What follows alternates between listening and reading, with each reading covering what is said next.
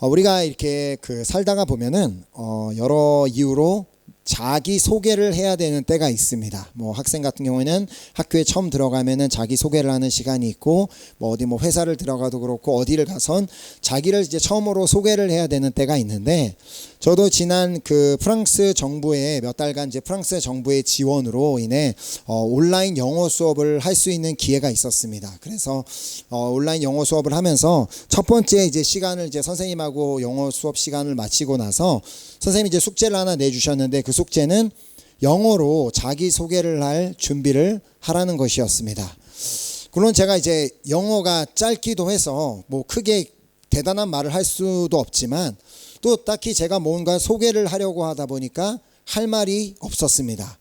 그래서 뭐 모든 사람이 다 하는 것처럼 뭘 하겠어요? My name is 준호로 시작해서, 그리고 내 나이는 몇 살이고, 나는 지금 뭐 프랑스에 살고 있으며 결혼을 했고 아이는 셋이 있고, 그리고 나는 목사다라고 쓰고 나니까 더 이상 아무 할 말이 없었습니다. 그래서 한국말로 생각을 해도 더 이상 할 말이 없어서 이건 안 되겠다 하고 그냥 그렇게 마쳤었는데, 그런데 이렇게 준비하면서 또 그 한 가지 재미있는 사실을 발견한 것이, 분명 내 소개를, 자기 소개를 하라고 했으면은 내가 누구인지를 말을 해야 되는데, 정작 제가 했던 말들은 내가 누구인지를 말하고 있지는 않았다는 것입니다. 자, 이게 무슨 말이냐면, 저를 소개할 때 내 이름은 My name is 송준호라고 해서 내 이름은 송준호입니다라고 말을 할 수는 있지만, 그것이 내가 정확하게 누구인지는 말해주지는 않는다는 것입니다. 자, 그냥 어떻게 보면 이 이름은 다른 사람이 나를 부를 때 사용할 수 있는 수단이 될 수 있지만, 그 이름이, 나의 이름이 정확하게 내가 누구인지를 말해주지는 않는다는 것입니다. 자, 그래 예를 들어 저를 전혀 모르는, 아무도 모르는 그곳에 가서 그 사람들한테 내 소개를 하면서 내 이름은 송준기입니다라고 그렇게 하면 그냥 그분들이 그런가 보다라고 그냥 생각하지, 그것이 진짜 나인지 아닌지에 대해서 알 수 없는 것처럼 이름이 진짜 나를 소개하고 있지는 않습니다. 자, 나이도 마찬가지입니다. 내가 몇 살인 것이, 내가 몇 살이라고 말하는 것이 내가 누구인지를 말해주지도 않습니다. 단지 나의 나이를 듣는 사람들로 하여금, 저 사람은 나보다 나이가 많은 사람이구나, 나보다 어린 사람이구나, 그리고 저 사람은 내가 생각했던 것보다 나이가 어리구나, 그리고 저 사람은 뭐 동안이다라고 생각하게 할 뿐이지, 나의 나이가 내가 누구인지를 말해주지는 않는다는 것입니다.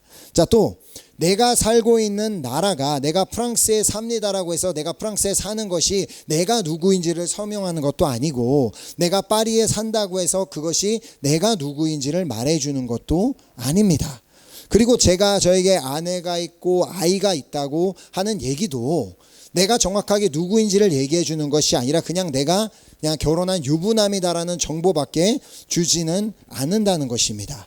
자, 또한 제가 뭐 목사입니다라고 소개를 한다면, 물론 듣는 이들로 하여금 저분은 크리스찬이고 좀 이렇게 그곳에서 중요한 일을 하는 분인가 보다라고 생각할 수 있지만, 그러나 이 목사라는 타이틀 역시도 제가 누구인지를 정확하게 말하고 있지는 않습니다. 자, 그렇다면 나는 누구인가? 그 불어로 말하면 키스이슈. 그래서 나는 누구인가에 대해서 다른 사람들에게 소개할 때, 그렇다면 도대체 우리가 무엇을 말해야 하겠습니까? 자, 물론 성격을 말할 수도 있습니다. 뭐 내 성격은 이렇습니다. 뭐 나는 내 성격은 좀 게으른 성격이 있습니다. 뭐 좀 자유분방한 성격이 있습니다. 뭐 내성적입니다. 이런 걸 얘기할 수 있지만, 그러나 나의 성격조차도 정말 내가 누구인지를 말하고 있지는 않습니다. 왜냐하면 이 세상에는 내가 가진 성격과 똑같은 성격을 가진 사람은 많이 있기 때문입니다. 자, 이처럼 우리는 정확하게 나는 누구인가? 라는 이 질문에 대답하기가 쉽지는 않습니다.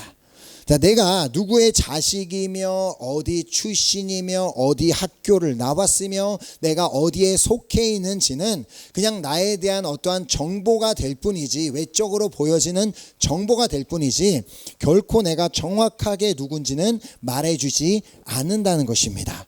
자, 그런데 마치 사람들은 생각하는 게 뭐예요?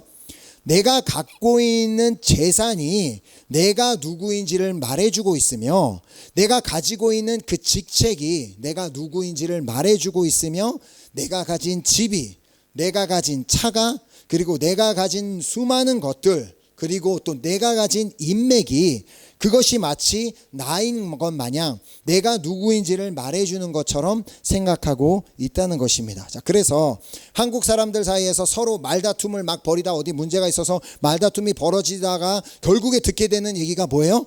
당신 내가 누군지 알아?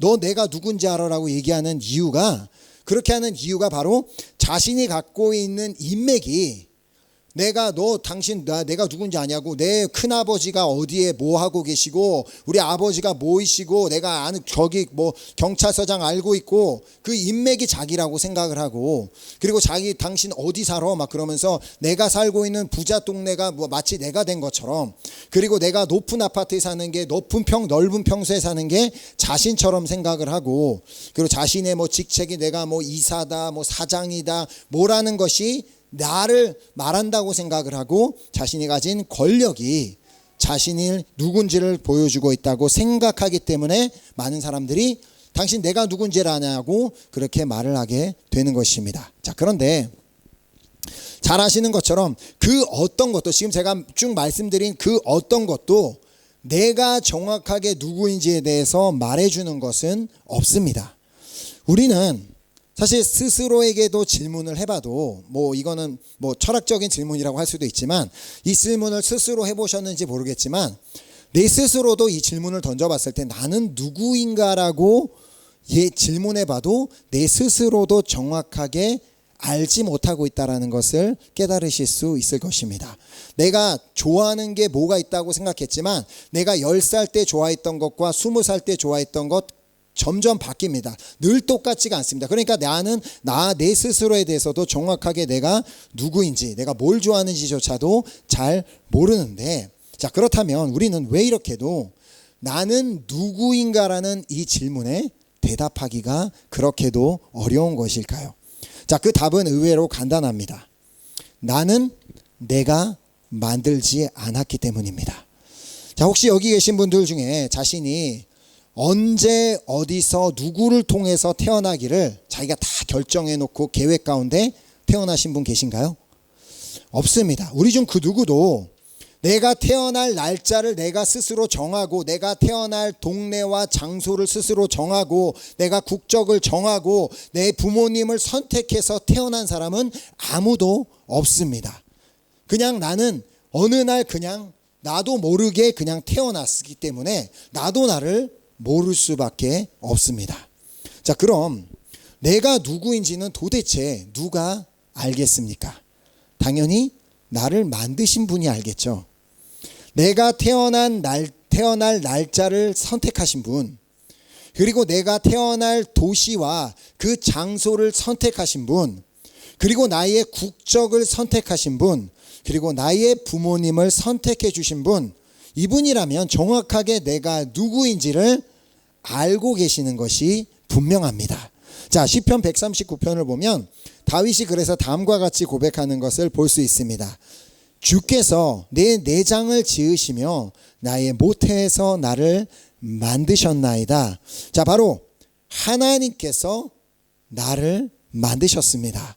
자, 하나님께서 나를 만드시되 그냥 뭐 어떻게 그냥 대충 만드신 것이 아니라 하나님께 나를 만드실 때 나를 매우 특별한 존재로 만드셨음을 다윗이 깨닫고 다음과 같이 고백했습니다. 다음 절 14절에 내가 주께 감사함은 나를 지으심이 심히 기묘하심이라 주께서 하시는 일이 기이함을 내 영혼이 잘 아나이다. 자, 이 말씀을 조금 더 이해하기 쉽게 쉬운 성경에 다음과 같이 말씀하고 있습니다. 내가 주를 찬양합니다. 주께서 나를 경이롭게 멋지게 지으셨습니다. 주의 작품은 정말 놀랍습니다. 내 영혼이 너무나 잘 알고 있습니다. 자, 그러므로 나를 만드신 한 분께 나는 도대체 내 스스로가 내가 뭔지를, 나는 누구인지를 모르니까 나를 만드신 하나님께 도대체 하나님 나는 뭡니까? 나는 누굽니까? 라고 물어본다면 하나님께서 뭐라고 대답하시겠어요? 너는 내가 경이롭게 멋지게 지은 내 작품이란다. 자, 내가 누구라고 해? 나는 하나님께서 만드신, 하나님께서 지으신 작품입니다. 자, 그래서 오늘 본문은 하나님께서 우리를 작품으로 만드시되 그 작품을 만들 때 분명한 목적을 가지고 작품을 만드시는데 어떠한 목적을 가지고 우리를 작품으로 만드셨는지에 대해서 말씀하고 계심을 보게 됩니다. 자, 베드로전서 2장 9절 본문 9절에 보면 그러나 너희는 택하신 족속이요 왕같은 제사장들이요 거룩한 나라요 그의 소유가 된 백성이니 이는 너희를 어두운 데서 불러내어 그의 기이한 빛에 들어가게 하시니에 아름다운 덕을 선포하게 하려 하심이라. 자, 그렇게 나는 나의 이름이 무엇이고 내가 몇 살이고 내가 어디에 살고 있으며 내가 무엇을 전공하였고 내가 나의 직업이 무엇인지를 말하기 전에 그것이 정말 나를 말하는 것이 내가 누구인지를 말하는 것이 아니기 때문에 그것을 말하기 전에 나는 하나님께서 지으신 작품이며 나는 하나님께서 택하신 족속이요 왕같은 제사장이요 거룩한 나라요 그의 소유가 된 백성임을 알아야 합니다. 자, 즉 내가 누구인지 알기 위해서는 내 스스로 아무리 100년 만년 질문을 해봤자 그 질문에 대한 답을 절대 찾을 수가 없는데 그 질문의 시작을 하나님으로부터 시작한다면 우리는 그 답을 쉽게 바로 찾을 수 있게 됩니다. 자, 왜냐하면 바로 하나님께서 나를 만드셨고 하나님께서 나를 선택하셨기 때문임을 오늘 본문을 통해 볼 수 있기 때문입니다. 자, 오늘 본문은 하나님께서 나를 선택하셨다라고 이제 말씀을 하심을 볼 수가 있는데요. 먼저 그 택하신 족속이라는 말만 보아도 알 수 있습니다. 자, 그러나 너희는 택하신 족속이요. 자, 여기서 택하신이라고 이제 선택제 번역된 이 헬라어 단어는 에클레톤이라는 단어는 이제 의미가 선택함을 받은 뽑힌이란 의미를 가지고 있습니다. 자, 오늘이 이제 지방선거가 있는 날이라서 오늘 누군가가 뽑힐 거 아니에요. 그러니까 엘류가 된다. 그러니까 뽑히는 것처럼 우리도 그렇게 선택함을 받은 뽑힌 그 백성이라고 족속이라고 말씀하고 있는데 이 택하신 족속이란 말은 결국 하나님께 선택을 받은 하나님께 뽑힌 족속임을 의미하고 있습니다. 자, 그런데 여기서 말하는 택하심을 받은 족속이 누구인지를 이해하기 위해서는 우리 베드로전서 1장 1절 말씀을 살펴볼 필요가 있습니다. 베드로전서 1장 1절에 예수 그리스도의 사도 베드로는 본도, 갈라디아, 갑바도기아, 아시아와 비두니아에 흩어진 나그네. 여기서도 보면 베드로는 자신을 소개할 때 자기로부터 그 소개를 시작하지 않습니다. 자, 자기의 소개를 어떻게 시작하냐면 예수 그리스도의 사도. 그러니까 예수 그리스도로부터 보내심을 받은 자가 우선이 되어 있습니다. 내가 누구인지를 소개할 때 나는 예수 그리스도로부터 보냄을 받은 자라고 그렇게 소개를 하며 여러 도시에 흩어져 살고 있는 나그네들을 향하여 서신서를 기록하고 있다고 볼 수 있습니다. 자, 나그네라는 말이 무슨 말입니까?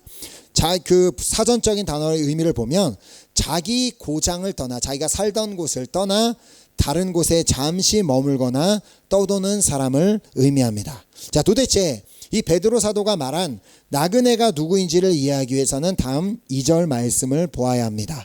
곧 하나님 아버지의 미리 하심을 따라 성령이 거룩하게 하심으로 순종함과 예수 그리스도의 핏부림을 얻기 위하여 택하심을 얻은 자들에게 편지하노니 은혜와 평강이 너희에게 더욱 많을지어다. 베드로가 설명합니다.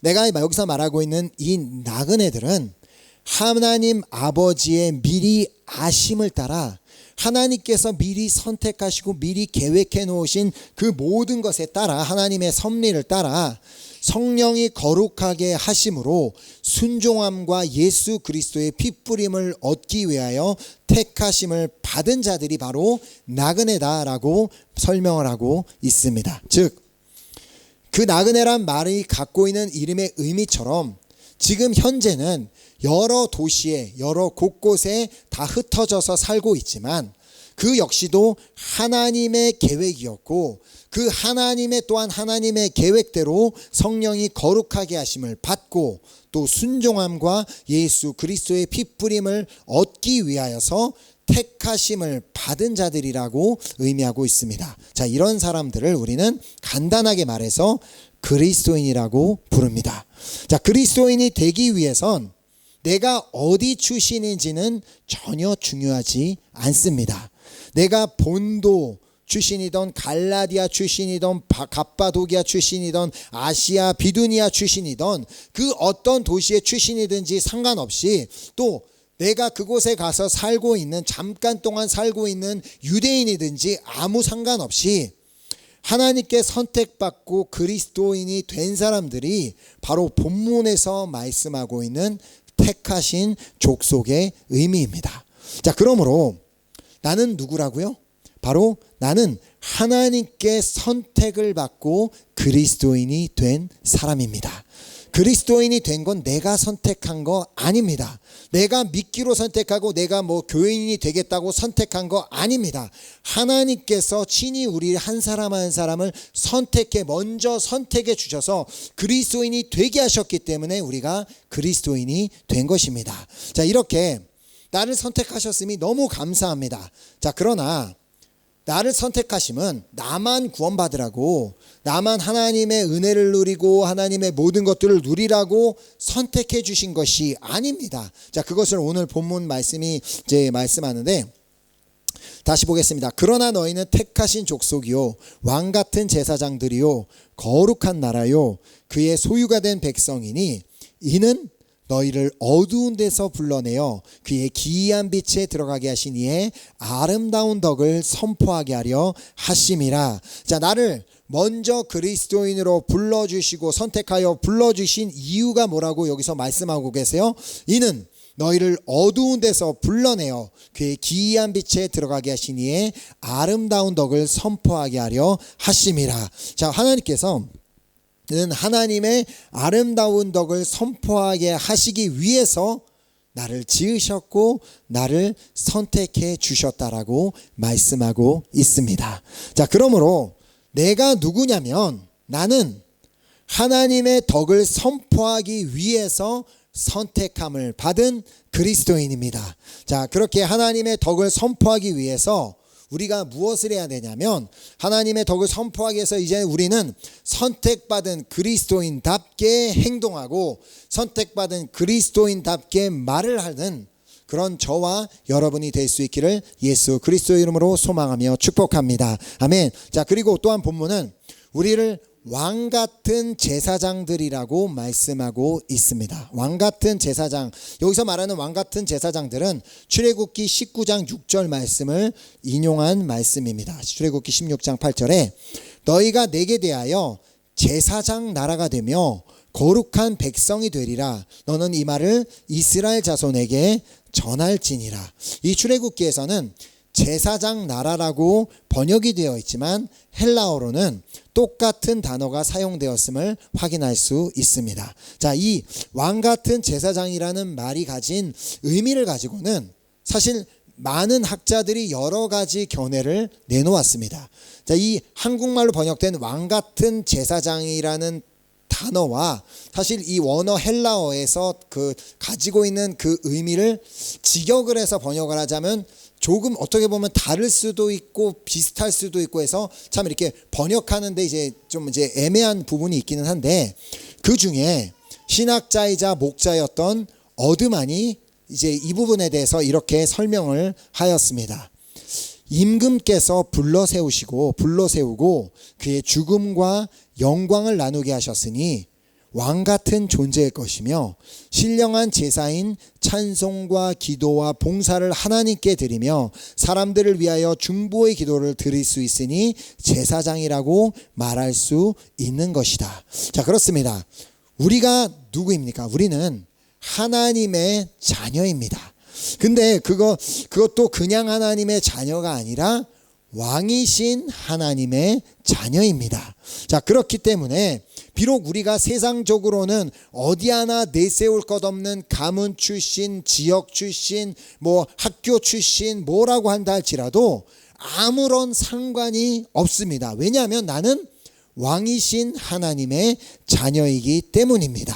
자, 우리 모두는 다 왕의 자녀, 그러니까 우린 다 왕자와 공주라는 그런 의미입니다. 자, 그래서 이사야서 43장 1절에 말씀하십니다. 야곱아, 너를 창조하신 여호와께서 지금 말씀하시느니라. 이스라엘아, 너를 지으신 이가 말씀하시느니라. 너는 두려워하지 말라. 내가 너를 구속하였고 내가 너를 지명하여 불렀나니 너는 내 것이라. 아멘. 우리가 세상 가운데 내가 좀 다른 사람보다 뭐가 좀 직위가 낮은 것 같고 뭐가 출신이 낮은 것 같고 흑수저인 것 같다고 해서 우리가 주눅들고 막 그렇게 할 필요가 없는 이유는 우리는 왕이신 하나님의 자녀인데 그것도 하나님께서 우리를 지명하여 부르시고 너는 내 거야 라고 하나님께서 친히 말씀하여 주셨기 때문입니다.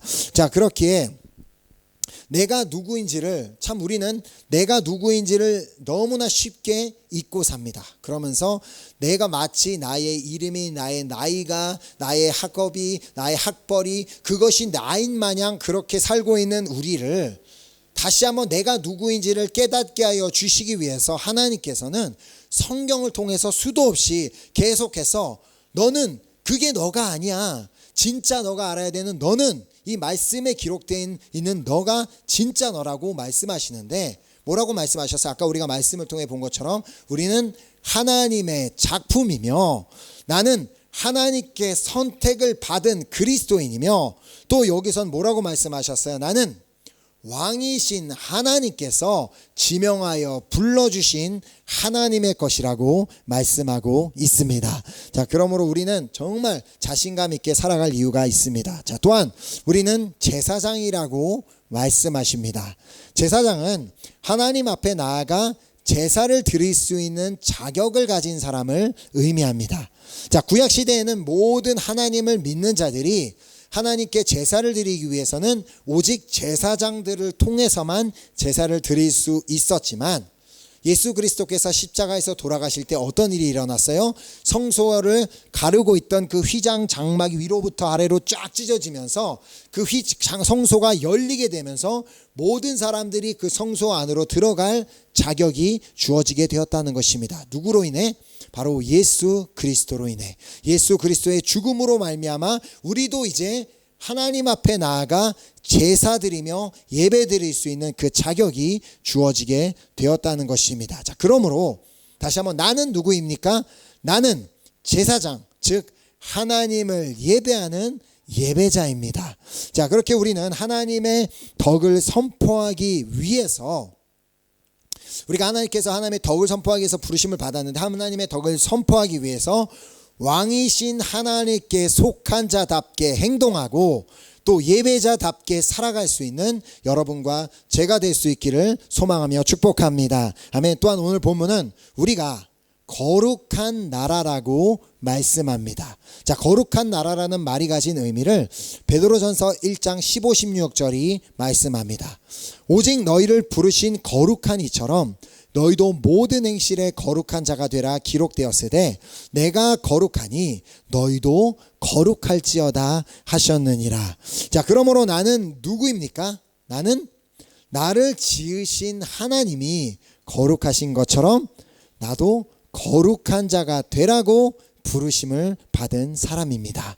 자, 즉 나는 결국 성도의 삶을 살라고 부르심을 받았다는 말입니다. 성도라는 말이 뭐예요? 불어로 말하면 그냥 그러니까 거룩한 사람, 그것을 의미하기 때문에 하나님께서는 우리로 하여금 성도의 삶을 살라고 부르셨다는 것입니다. 자, 물론 우리는 아무리 우리 스스로가 노력하면서 노력해도 하나 거룩해져야지, 거룩하게 살아야지 한다고 해서 우리 스스로는 거룩해질 수도 없고 또 거룩한 삶을 살기도 어렵습니다. 자, 그래서 우리에게 디모데 전서를 통해서 뭐라고 말씀하셨죠? 우리가 너무나 잘 아는 말씀, 디모데 전서 4장 5절에 하나님의 말씀과 기도로 거룩하여 지민이라. 아멘. 우리가 성도의 삶을 살아내는 비결은 결국 뭐밖에 없다고요? 말씀과 기도밖에는 없습니다.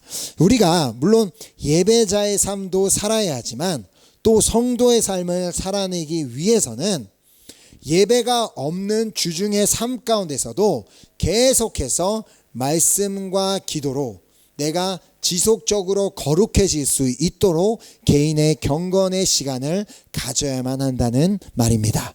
자, 나는 직장인이기 이전에, 나는 학생이기 이전에, 나는 주부이기 이전에, 나는 사업가이기 이전에, 저 역시도 목사이기 이전에 나는 성도임을 기억해야만 합니다. 왜냐하면 우리는 거룩한 삶을 살라고 지으심을 받은 존재이기 때문입니다. 그냥 내가 원하는 대로 살라고 지으심을 받은 존재가 아니라 나는 하나님이 거룩하시기 때문에 거룩하신 하나님을 닮기 위해 조금이라도 더 거룩하게 노력하며 살도록 그렇게 지으심을 받은 존재라는 것입니다. 자, 그러므로 하나님의 아름다운 덕을 선포하기 위해 성도답게 살아가는 저와 여러분 모두가 되기를 예수 그리스도의 이름으로 소망하며 축복합니다. 아멘. 또 마지막으로 우리는 그의 소유가 된 백성이라고 말씀합니다. 자, 여기서 그의 소유가 되었다는 말은 이 소유라는 단어 그 자체가 어떤 일정한 값을 지불하고 자신의 것으로 다시 만들었음을 의미합니다. 자, 즉 하나님께서 우리가 당신의 백성이 되게 하시기 위해서 어떤 값을 지불해 주셨음을 의미하는데, 그렇다면 우리가 이런 의문을 가질 수가 있어요. 우리는 이미 하나님의 것이라고 좀 전에 말씀하셨잖아요. 하나님이 지으셨고 하나님의 것이라고 말씀하셨는데 뭘 그걸 이미 하나님 것인데 뭘 다시 하나님 것으로 만들 수가 있습니까? 라고 물으신다면 그 질문에 대한 대답을 베드로전서 2장 25절이 말씀합니다. 너희가 전에는 양과 같이 길을 잃었더니 이제는 너희 목자, 영혼의 목자와 감독 되신 이에게 돌아왔느니라. 우리가 분명히 하나님께 지음을 받았습니다. 우리는 예배자로 부름을 받았고, 우리는 성도로서 부름을 받았고, 우리는 하나님의 완벽한 작품으로 만들어졌지만 우리가 그 사실을 까마득하게 잊어버린 채, 나는 그렇다는 사실을 전혀 모른 채 하나님과 상관없이 하나님과 멀어져 마치 길을 잃은 양과 같이 되어 그렇게 살 때에는 우리는 하나님의 백성답게 살지 못하고 우리는 어두움 가운데, 하나님 나라 바깥에 있는 어두움에 있었습니다. 자, 그렇게 우리가 하나님 스스로, 우리 스스로가 하나님이 우리로부터 멀어지신 것이 아니라 우리가 하나님으로부터 자꾸 스스로 멀어져 있을 때, 그때에는 하나님의 백성이 아니었다라고 본문 10절은 말씀하고 있습니다. 너희가 전에는 백성이 아니더니 이제는 하나님의 백성이요, 전에는 긍휼을 얻지 못하였더니 이제는 긍휼을 얻은 자니라. 하나님께서는 우리를 그리스도인으로 선택하셨습니다. 그리고 또 하나님께 속한 예배자로 우리를 지으셨고, 성도의 삶을 살라고 우리를 만들어 주셨음에도 불구하고 우리가 그 사실을 전혀 모른 채 그냥 내가 원하는 대로, 내 생각대로, 내 방법대로 산다면 우리는 전혀 하나님의 백성으로 살지 못하게 됩니다.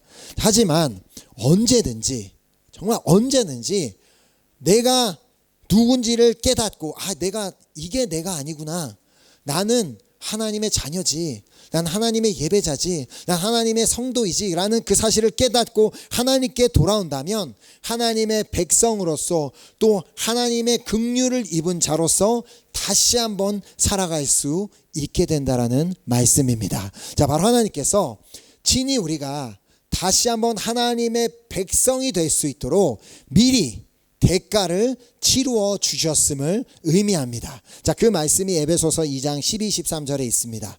그때에 너희는 그리스도 밖에 있었고, 그렇습니다. 우리는 하나님께 지음을 받았고 하나님의 것이지만 우리가 스스로 탕자처럼 집을 떠나서 그때는 너희는 그리스도 밖에 있었지만 이스라엘 나라 밖의 사람이라 약속의 언약들에 대하여는 외인이요 세상에서 소망이 없고 하나님도 없는 자이더니, 우리가 이렇게 살았던 순간이 있지만 이제는 전에 멀리 있던 너희가 그리스도 예수 안에서 그리스도의 피로 가까워졌느니라. 아멘. 우리는 감히 다시 하나님 앞에 돌아갈 수 있는 자격이 없지만 너무나 부족해서 내가 이렇게도 하나님을 자꾸 버리고 떠나는데, 자꾸 하나님께 등을 돌리는데 내가 어떻게 하나님께 돌아갈 수 있겠습니까? 라고 묻는다면, 아니다. 넌 나에게 돌아올 수 있어. 왠지 알아? 나는 너를 다시 돌아오게 하기 위해서 내 아들 독생자 예수 그리스도를 피를 흘리게 하고 그 피값으로 너를 다시 샀기 때문이다 라고 말씀하십니다. 자, 우리에게는 정말 자격은 없지만 예수 그리스도의 피값으로 말미암아 언제든지 하나님께 돌아가 하나님의 백성으로 살아갈 수 있는 자격을 이미 다 우리를 위해 허락하여 주셨고 예비해 주셨다라는 말입니다. 자, 그러므로 하나님의 아름다운 덕을 선포하기 위해 그리스도의 피값으로 주고 산 백성답게 살아가는 저와 여러분 모두가 될 수 있기를 예수 그리스도 이름으로 소망하며 축복합니다. 아멘. 자, 다시 한번 질문을 하겠습니다. 나는 누구입니까? 나는 먼저 하나님의 기가 막힌 작품입니다. 아멘. 거울을 보면서 그냥 혼자 실망하지 마시고, 물론 좀 순서가 좀 안 맞고 균형이 잘 안 맞을 수는 있지만, 그러나 나는 하나님의 작품입니다. 그냥 나는 피카소 같은 작품인가 보다 그냥 그렇게 생각하면 되잖아요. 하나님의 작품입니다.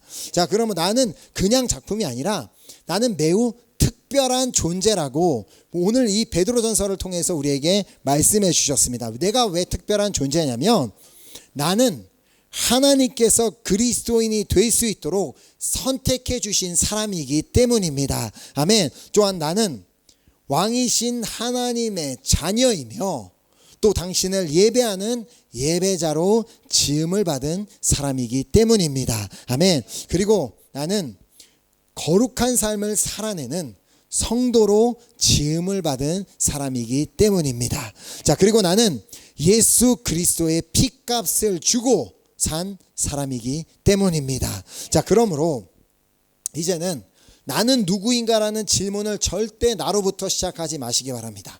나의 이름이, 나의 나이가, 나의 출신이, 나의 부모님의 직업이, 나의 부모님이 재정적인 상태가 내가 아닙니다. 나는 하나님으로부터 시작해야지 내가 누구인지 답을 찾을 수 있습니다. 자, 이제 내가 누구인지를 깨달았다면 하나님께서 그래 너 이제 깨달았느냐? 그럼 우리에게 말씀하시는 게 뭐예요?